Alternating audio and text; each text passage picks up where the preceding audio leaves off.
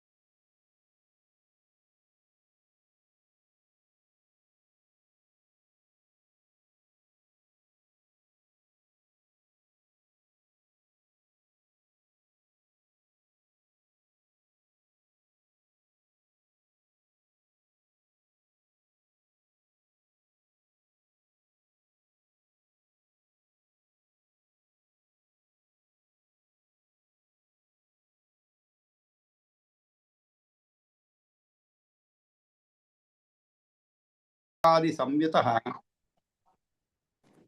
ఆది బీజాత్ ప్రభవతి బీజాన్ని అన్యాని వై తత. కాబట్టి ఇక్కడ పాదపం అంటే వృక్షం అని చెప్పుకుంటున్నాం. ఎందుకంటే పాదాల నుంచి నీరు తీసుకుంటుందన్నమాట. అటువంటిది మూలస్కంద శాఖాది సంయుత అంటే మునీశ్వర, వేళ్ళు మాను కొమ్మలు ఉన్న వాటితో కూడుకున్న వృక్షము మొదట విత్తనం నుండి పుట్టి పిమ్మట అదే చెట్టు నుంచి విడివిడిగా విత్తనాలు, మళ్ళీ ఆ విత్తనాల నుండి అనేక వృక్షాలు పుట్టడానికి కారణం అవుతున్నట్లు ఆది బీజాత్ ప్రభవతి బీజాని అన్యాని వై తత. బీజాని అన్యాని అంటే ఏమిటి? వేరు అంటే ఒక చెట్టు ఎలా, అందుకే నవ్వుతూ అంటుంటారు, విత్తు ముందా, చెట్టు ముందా, గుడ్డు ముందా, లేదు పక్షి ముందా, ఇవన్నీ అడుగుతుంటారు కొన్ని ప్రశ్నలు. దానికి సమాధానాలు చెప్పలేం మనం. ఆ విధంగా ఇక్కడ కూడా యథాచ పాదపో మూలస్కంద శాఖాది సంయుత. మూలస్కందం అంటే మాను అన్నమాట. అక్కడి నుంచి కొమ్మలు మున్నగు వాటితో మూలస్కంద శాఖాది సంయుత. శాఖం అంటే కొమ్మండి. శాఖాది సంయుత అంటే ఏమిటి? కూడుకున్న వృక్షం మొదట విత్తనం నుండి పుట్టి ఆది బీజాత్, ఆది బీజం నుండి అంటే మొదటి బీజం నుండి పుట్టి ఆ తరువాత ప్రభవతి బీజాని అన్యాని వై తత, మళ్ళీ ఆ విత్తనాల నుండి అనేక వృక్షాలు పుట్టడానికి కారణం అవుతున్నట్లుగా ఈ జగత్ పరంపరకు కూడా దాని లక్షణాలు, ఆ ద్రవ్యాలు ఆ కారణం అనుసరించి ఉంటాయి. యథాచ పాదపో మూలస్కంద శాఖాది సంయుత ఆది బీజాత్ ప్రభవతి బీజాని అన్యాని వై తత. కాబట్టి ఇదే విషయాన్ని ఒక వివరంగా చెప్తున్నాను అనమాట. కాబట్టి కార్యములైన వాటికి అన్నిటిలోకి మూల కారణము పరంపరగా ప్రవేశించుదని చెప్తున్నాడు అనమాట. యథాచ అని అంటే ఇక్కడ ఇతరులైన బీజములు విత్తనాలు తతహ అంటే చెట్టు నుండి దండిగా పుడుతున్నవి. మొదటి కారణమైన విత్తు ఒక్కటే, కానీ తరువాతివి చాలా పుడతవి. వాటిలో జగత్తు నిండుతుంది అన్నమాట. అంతేకాదు ఒక్క వృక్షం నుండి ఒక్క విత్తనం నుండి వృక్షం వస్తుంది. ఆ వృక్షానికి ఎన్నో విత్తనాలు వస్తాయి, ఎన్నో పండ్లు. ఒక మామిడి ఇవన్నీ మనకి రోజు చూసేటువంటివి. ఒక మామిడి మొక్క నాటుతాం, ఒక విత్తనం మామిడి కాయ నాటుతాం అనమాట. అది ఒక వృక్షం అయిపోతుంది. దాంట్లో ఎన్ని పండ్లు వస్తాయి, ఎన్ని కాయలు వస్తాయి. మళ్ళా వాటి నుంచి మళ్ళా కొన్ని వృక్షాలు పుడతాయి అనమాట. ఈ విధంగా చెట్లు ఎట్లాగైతే మూలమైన విత్తు నుండి అంటే కాండము మొదలు స్కందము అంటే పెద్ద పంగ, చిన్న కొమ్మలు, మండలు, పువ్వులు, కాయలతో కూడినదై పుడుతున్నదో, దాని నుండి ఎన్నో విత్తులు బయలుదేరుతున్నవో, అట్లే విష్ణు శక్తి నుండి ప్రధానము పురుషుడు ఏర్పడి వారిద్దరి కలయికతో ప్రపంచము వేల లక్షల కోట్ల ప్రాణులు పుట్టుకొస్తున్నవి. ఈ అన్నిటి లోపల కూడా విష్ణు శక్తి కొనసాగుతూ ఉన్నవి. ఇంకా తమాషా ఏంటండి, ఈ ఏదో ఒక శక్తి ఉన్నదాని వల్లనే ఇవన్నీ కూడా నడిపిస్తున్నాయి. ఉదాహరణకి మీ మామిడి చెట్టు నాటారు అనుకోండి, మామిడి మొక్క నాటారు, దాంట్లోంచి ఏ మొక్క వస్తుందండి? మామిడే కదా వస్తుంది. మరి ఎందుకు యాపిల్ రాకూడదు? యాపిల్ నాటారు అంటే దాంట్లో ఉన్నటువంటి ఆ లక్షణాలు అలాగే కాపాడుకుంటూ వస్తున్నాయి. మరి దానికి అన్నిటికీ మూల కారణం ఎవరు కాపాడుతున్నారు? ఆ వృక్షం కాపాడుకోవచ్చు, కానీ దానికి మూల కారణం ఎవరు? అది విష్ణు శక్తి అనేది అన్నమాట. అంతేగాని మీరు ఏమి చేసినా కూడా దాన్ని మార్చలేరు అన్నమాట మొత్తానికి. కాకపోతే వెరైటీలు మార్చవచ్చు మీరు. అనేక రకమైనటువంటి వెరైటీలు అంటే వంగడాలని ఇవి చేసుకొని ఏమంటారు మనకి హైబ్రిడ్ వెరైటీలు తయారు చేసుకుంటూ ఉంటారనమాట. కానీ మొత్తం మీద అవి యాపిల్ అంటూ రాదు. యాపిల్గానే ఉంటుంది, మామిడిగానే ఉంటుంది అనమాట. ఆ తరువాత ప్రభవంతి తత తేభ్య సంభవంతి అపరే ద్రుమాః తేపి తల్లక్షణ ద్రవ్య కారణానుగతా ముని. ఆ విత్తనం నుండి వేరు చెట్లు మొలుసుకొస్తవి, వాటి నుంచి ఇంకా కొన్ని పుడుతుంటవి. అవి అన్నీ కూడా తమ కంటే ముందు ఉన్నటువంటి సమాన జాతికి చెందిన తీయమామిడి వంటిది ఏది ఉన్నదో అటువంటి ద్రవ్యము కలదై అది మళ్ళీ ఒక చెట్టు పుట్టడానికి కారణమై ఆ మొదటి కారణంతో సంబంధము కలవై ఇంకా అదే క్రమంగా ఒకదాని నుంచి మరొకటిగా వస్తుంది, చివరి దాకా సాగిపోతుంది. కారణము ఆగా తరువాత వచ్చినవన్నీ కూడా మొదటి విత్తు నుండి పుట్టిన దాని లక్షణాలే కలిగి ఉంటాయి. అసలు ఎప్పుడు ఇవన్నీ ప్రారంభమైందో ఎవరికి తెలియదండి, ఎవరు చెప్పలేరు. మొదటి మామిడి పండు ఎప్పుడు నాటబడింది, ఎప్పుడు ఎలా అది వచ్చినది, ప్రకృతిలోకి వచ్చినది అనేటువంటి విషయాలు ఎవరు చెప్పలేరు అనమాట. ఇవన్నీ కూడా ఎవరు అంత వెనక్కిపోయి చూసేటువంటి సాహసం కూడా చేయలేరు. మనం ఏదో కొన్ని చెప్తూ ఉంటారు, ఇప్పుడు దొరికింది 1 మిలియన్ సంవత్సరాల క్రితము ఒక జీవి యొక్క కళేబరం దొరికిందని, దాని యొక్క అస్థికలు దొరికిందని ఇవే చెప్తూ తవ్వుతుంటారు. కానీ పూర్తిగా ఎప్పుడు ప్రారంభమైంది ఈ సృష్టి అనేది ఎవరు కూడా కనిపెట్టలేరు. మనం చదువుకోవాలి, ఇలా చదువుకొని మనం సంతృప్తి పొందుతూ ఉండాలి, కానీ మనం స్వయంగా ఆ వెనక్కి పోయి చూసేటువంటి సాహసం చేయలేము అనమాట. కాబట్టి ఈ జగత్ పరంపరకు దాని లక్షణాలు తే అపి తల్లక్షణ ద్రవ్య కారణ అనుగత ముని. కాబట్టి ఆ ద్రవ్యాలు ఆ కారణం అనుసరించి ఉంటాయి. కాబట్టే అలాగా వస్తూనే ఉంటాయి అన్నమాట. ఏవం అవ్యాకృతాత్ అంటే మొదటి విత్తు నుంచి మొలచిన చెట్టుకు కాసిన కాయలోని విత్తనాలతో అవే పోలికున్న చెట్లు అట్లా కొనసాగుతుంటవి. అవన్నీ మొదటి చెట్టు లక్షణ ద్రవ్య కారణంతో అనుగతములు అవుతుంటాయ్యా. మరి ముని ఏవం అవ్యాకృతాత్ పూర్వం ఈ విధంగా అవ్యాకృతమైన ప్రధానం నుంచి అంటే ఏమిటి? మొట్టమొదటి అవ్యాకృతము నుండి మహత్తు మొదలైనవి విశేషములనబడే పంచభూతాలలో భూమి వరకు జన్మించుతవి. వాటి కలయిక నుండి దేవ తిర్య మనుష్యాదులు ఆవిర్భవిస్తారు. కాబట్టి విశేషాంత తతస్తేభ్య సంభవంతి సురాదయ. కాబట్టి వాటి నుంచి క్రమంగా సురలు ఉద్భవించారు. తేభ్యశ్చ పుత్రాత్ తేషాంచ పుత్రాణాం అపరే సుతాః బీజాద్ వృక్షపరోహేణ యథా నా అపచయస్తరోః భూతానాం భూతసర్గేణ నైవాస్య అపచయస్తథా. ఇంకా ఒక గొప్ప విషయం చెప్తాను. ఎలాగైతే తేభ్యశ్చ పుత్రాః అంటే వారికి కొడుకులు, మరలా ఆ కొడుకులకు కొడుకులు జన్మించారు. తేభ్యశ్చ పుత్రాః తేషాంచ పుత్రాణం అపరే సుతాః. మళ్ళా వాళ్ళకి మళ్ళా కుమారులు జన్మించారు. మనమే చూస్తున్నాం కదండి. మనం తాత ముత్తాతలు వాళ్ళ కుమారులు, కుమారులు అంటే సంతానం అనుకోండి, కుమారులు అంటే కుమారులనే కాదు, సంతానము, ఆ తర్వాత వారికి సంతానం, ఈ విధంగా బీజం నుంచి కూడా చెట్టు ఉద్భవించిన బీజాత్ వృక్ష ప్రరోహేణ. వృక్ష ప్రరోహం అంటే ఏమిటి? జన్మించడం అని అర్థం. ఎలాగైతే బీజాత్ అంటే బీజము నుంచి చెట్టు ఉద్భవించిన వృక్ష ప్రరోహేణ యథా నా అపచయ తరోహో, అలా బీజం నుంచి చెట్టు ఉద్భవించిన ఆ విత్తనానికి కారణమైన చెట్టు నశించనట్లే, ఆ విత్తనానికి కారణమైన చెట్టు నశించనట్లే ప్రాణుల వల్ల ప్రాణులు ఉద్భవించిన ఆ ప్రాణులు నశించడం, అంతే కదండి. ఏదో ఒక తేలునో దేంట్లో ఒక చెప్తుంటాడు, తేలుకైతే అలా లేదంట, గుడ్లు పెట్టంగానే అవి చనిపోతాయి అన్నమాట, తల్లి చనిపోతుంది అనమాట. ఆ విధంగా కానీ మనుషుల్లో అదృష్టవశాత్తు ఏదో కొన్ని ఆ కారణాల వల్ల జరుగుతుంటుంది అక్కడక్కడ, కానీ అలా ఆ పరంపర అలాగే కొనసాగుతూ ఉంటుందన్నమాట. ఎలాగైతే బీజం నుంచి చెట్టు ఉద్భవించినా ఆ విత్తనానికి కారణమైన చెట్టు నశించనట్లే, కాబట్టి ఆ విధంగా వారి నుండి పుత్రులు, వారికి పుత్రులు, వారి నుండి మనుషులు, మనవరాండ్రు, మునిమనవలు, బీజము నుండి చెట్టు మొలిచినట్లు మొలుస్తూ వస్తుంటది, కానీ ఆ వృక్షం నశించదు. ఏటేటా కాస్తూనే ఉంటుంది, విత్తనాలు వస్తూనే ఉంటవి. అట్లాగే భూతముల పుట్టుక వలన భూతాలు ముందటివి తరిగిపోవు, సృష్టి కొనసాగుతూ ఉంటుంది.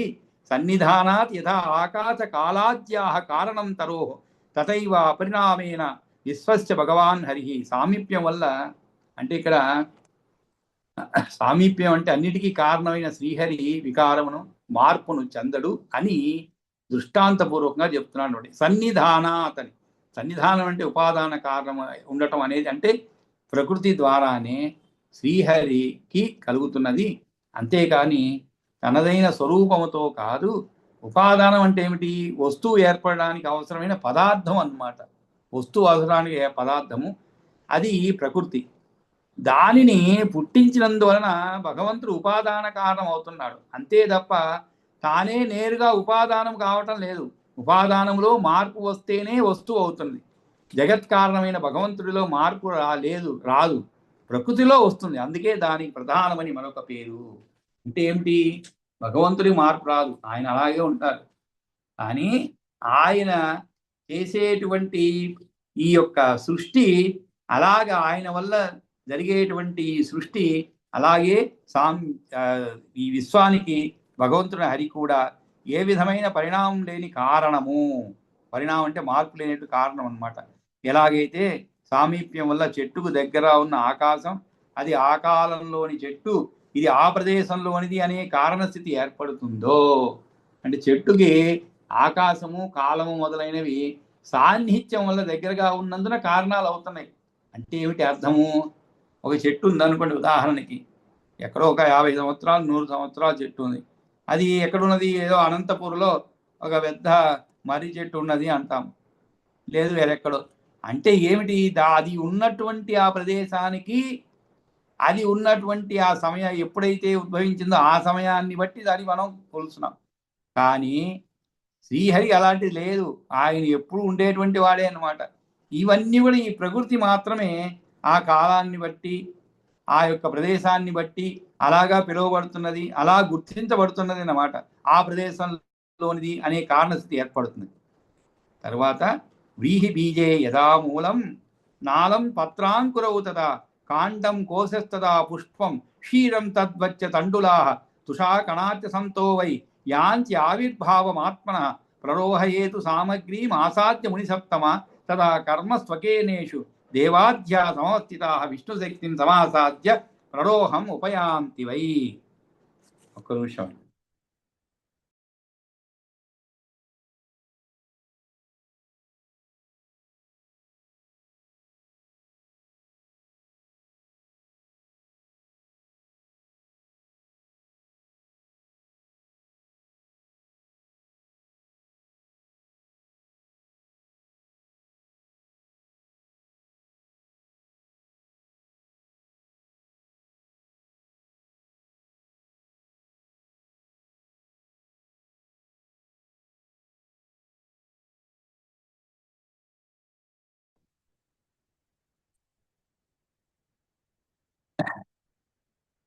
వ్రీహి బీజే యథామూలం నాళం పత్రాంకురవు తదా.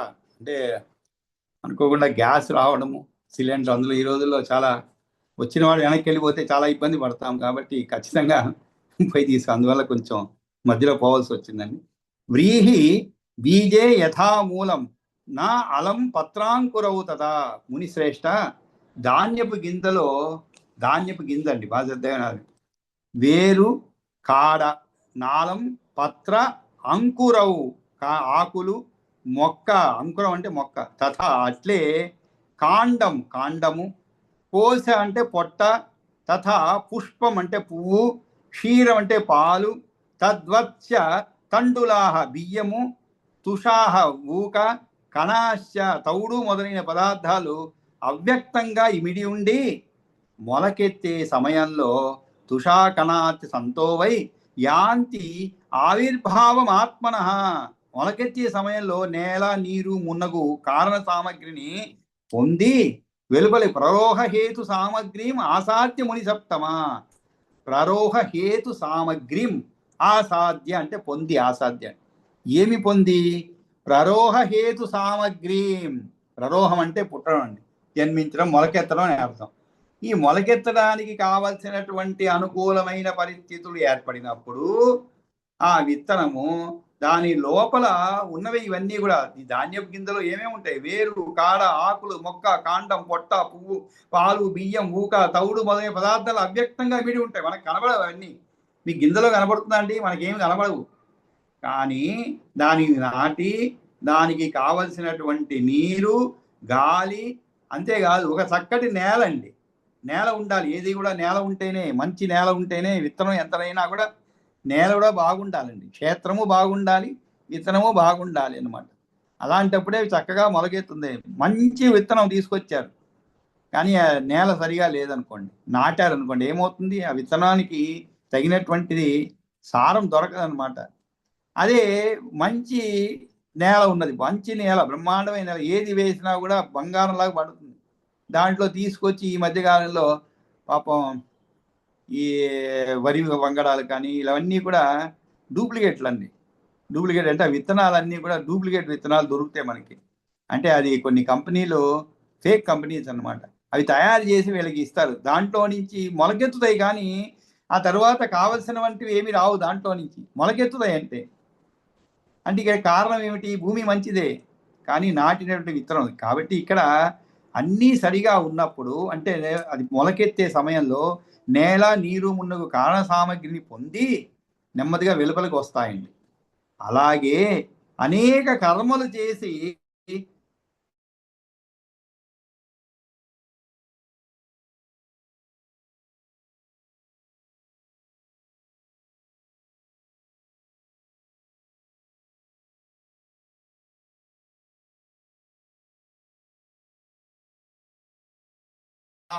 సమవస్థిత అంటే దేవతలు మున్నగు ఉపాధులు జీవ శరీరంతో విష్ణు శక్తిని సమాసాద్య ప్రరోహం ఉపయాంతి వై.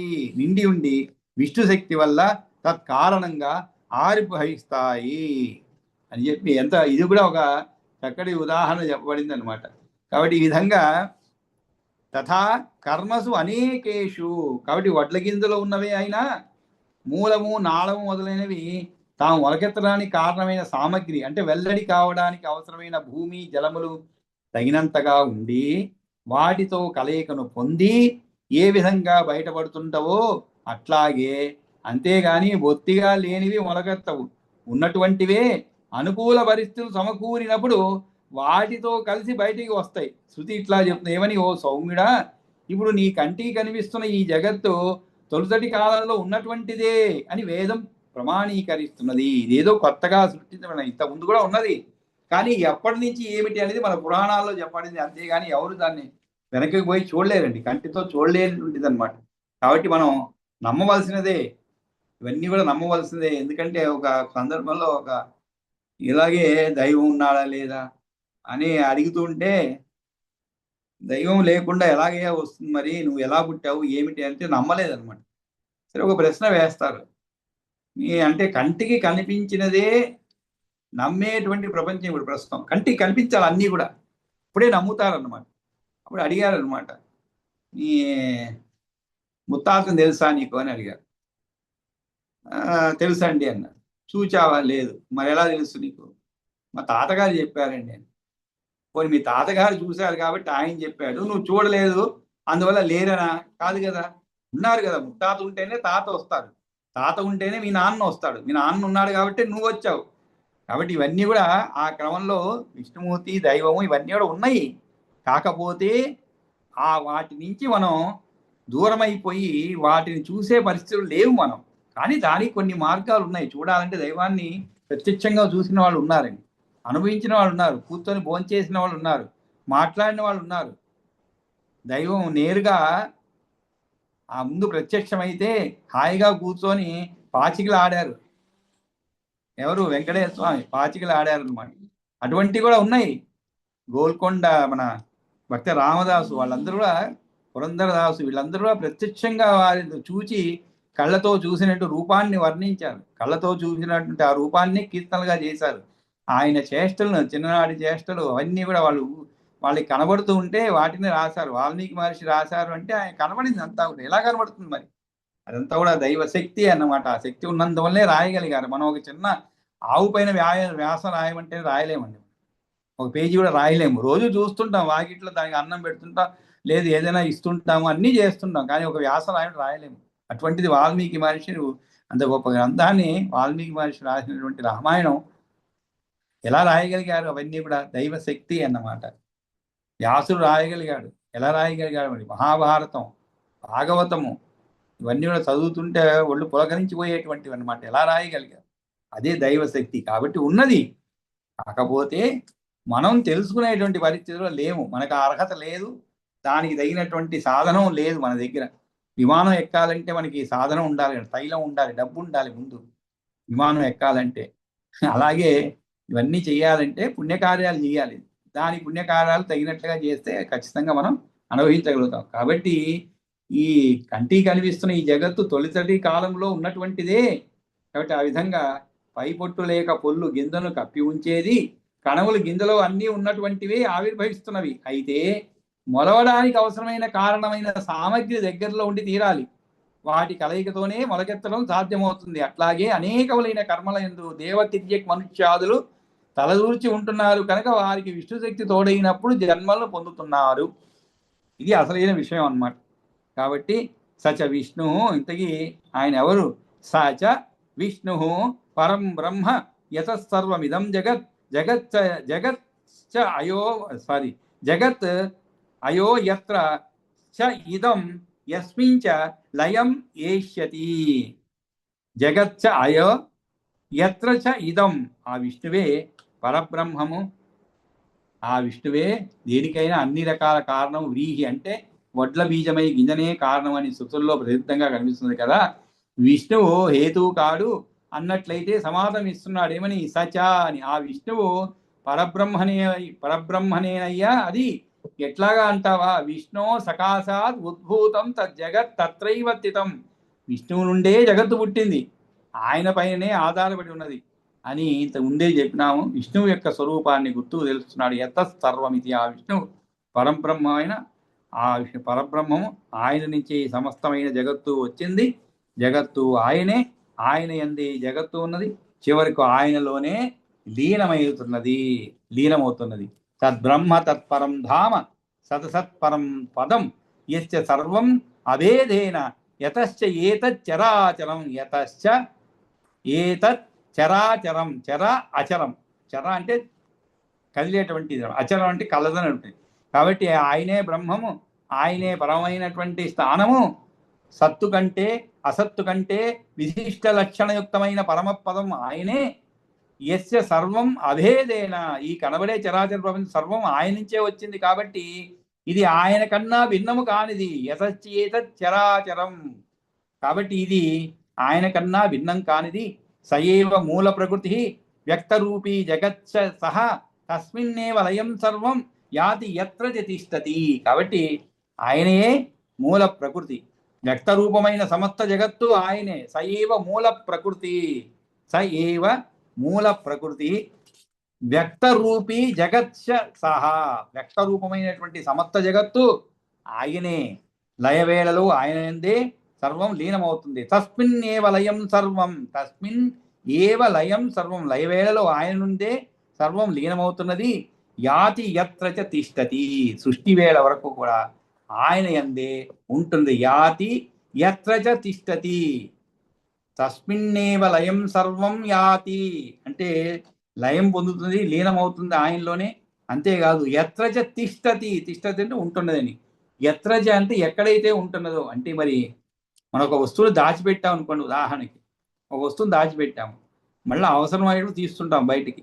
ఈ వస్తువును దాచిపెట్టేందుకు ఒకరు ఉండాలి కదండి, మళ్ళా తీసి దాన్ని బయట పెట్టేందుకు ఒకరు ఉండాలి. ఆ విధంగానే ఇది మొత్తము కూడా లయ, అదేవిధంగా మళ్ళా దాన్ని సృష్టించడానికి కూడా ఆయనే. కాబట్టి సృష్టి వేళ వరకు ఆయన అందే ఉంటుంది మళ్ళా. కాబట్టి సయైవ మూల ప్రకృతి వ్యక్తరూపీ జగత్ సహ తస్మిన్నేవ లయం సర్వం యాతి యత్ర చ తిష్టతి. కాబట్టి ఈ విధంగా చెప్పి చివరి శ్లోకంలో మనం అంటుంటాం టు సమ్అప్ అంటాం. ఇంగ్లీష్లో మాట్లాడి ఒక అర్ధగంట గంట మాట్లాడిన తర్వాత ఇంకా చాలన్నట్లుగా ఇప్పుడు నేను మాట్లాడిందంతా కూడా సమ్మప్ చేస్తా అండి అంటారు. సమ్మప్ అంటే ఏమిటి? మొత్తం విషయాలు ఏదో ఉదాహరణలు అవి ఇవి ఉపమానాలు అన్నీ చెప్పి చివరికి నేను చెప్పింది ఏమిటి? ఏం ఉండదు. ఒకటి ఏమిటి? అన్నిటికీ విష్ణువే మూలము, ఆ నారాయణుడే అన్నిటికీ కూడా. ఈ యొక్క చిన్న విషయం అన్నమాట. కానీ దానికి అర్థం చేసుకునేలాగా సోదాహరణలతో ఉదాహరణ అంటే అది సోదాహరణ అంటే ఉదాహరణలతో కలిపి చెబితే కాస్త బుర్రగెగుతుంది మనలాంటి వాళ్ళకని ఇవన్నీ కూడా చెప్పబడింది. కానీ చివరి శ్లోకము ఏమిటంటే కర్త క్రియాణం సచ ఇజ్యతే క్రతు, యజ్ఞాది క్రియలకు కర్త ఆయనే. సయేవ తత్కర్మ బలంచ తస్య తత్, ఆయనే అంటే యజింపబడేది.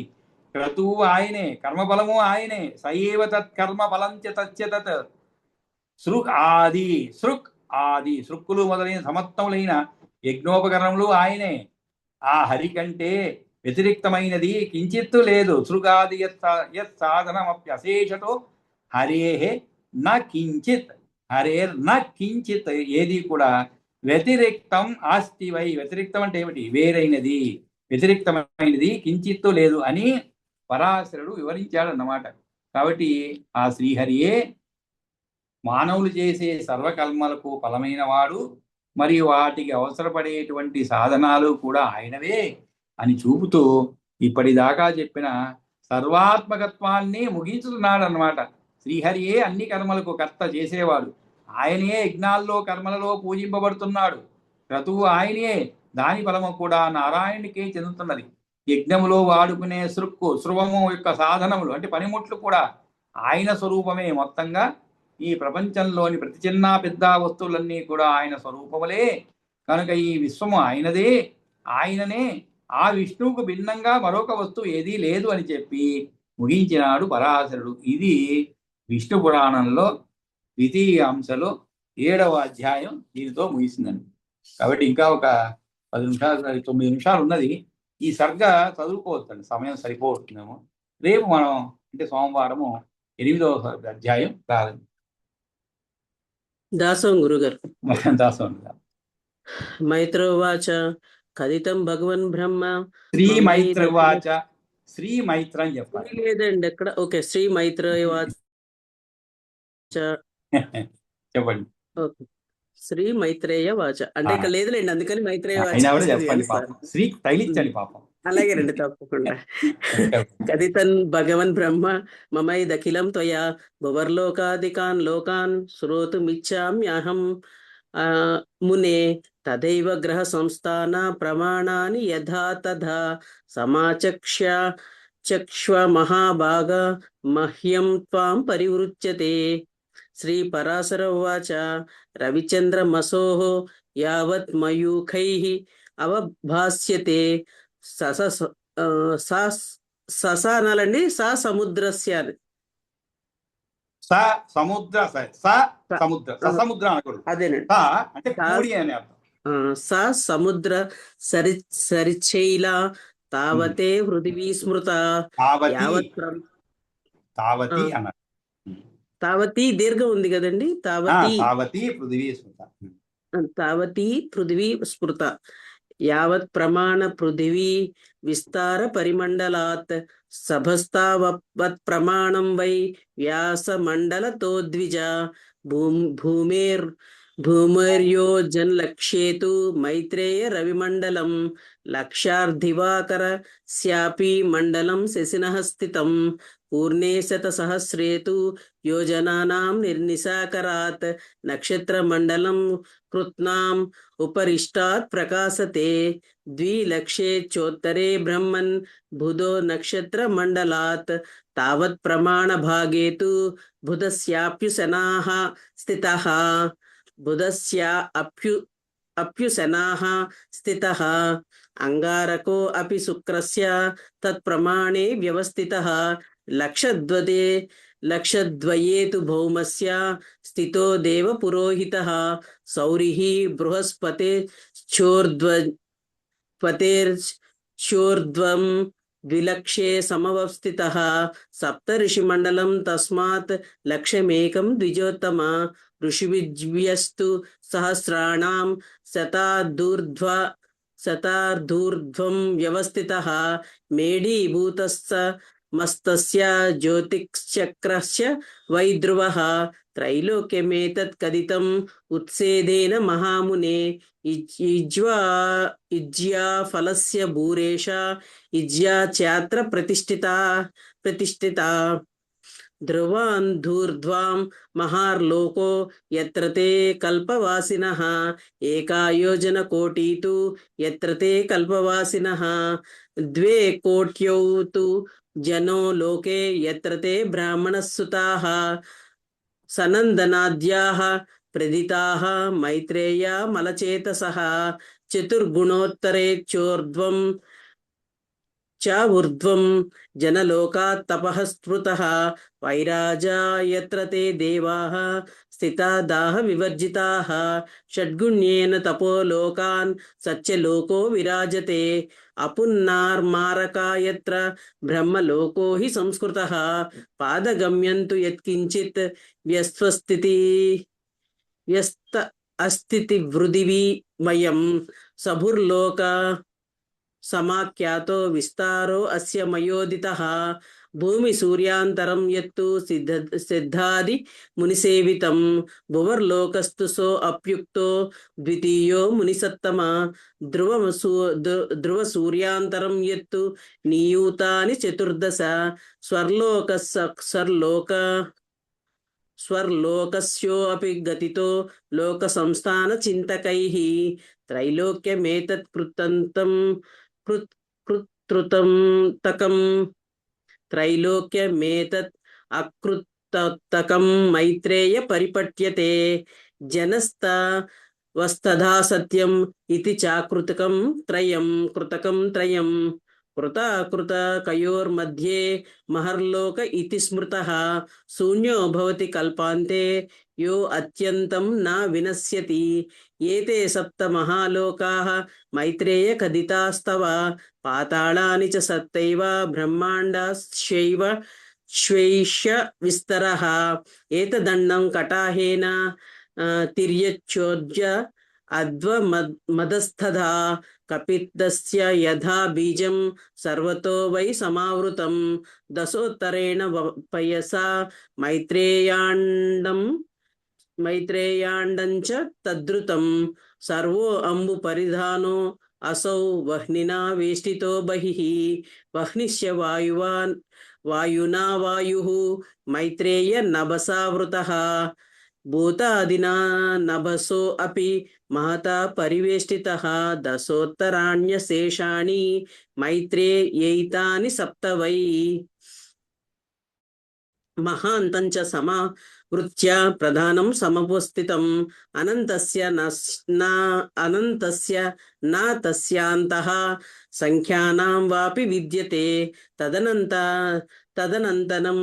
తదనంతం సంఖ్యాంత ప్రమాణం చాపి వయ్యతః హేతుభూతమశేషస్య ప్రకృతిస్సా పరామునే అండా అండానాంచ సహస్రాణం సహస్రాణ్యాయ యుతాని చ ఈదృశానాం తథా తత్ర కోటి కోటి శతాని చ దారుణ్యాగ్నిర్యథా తైలం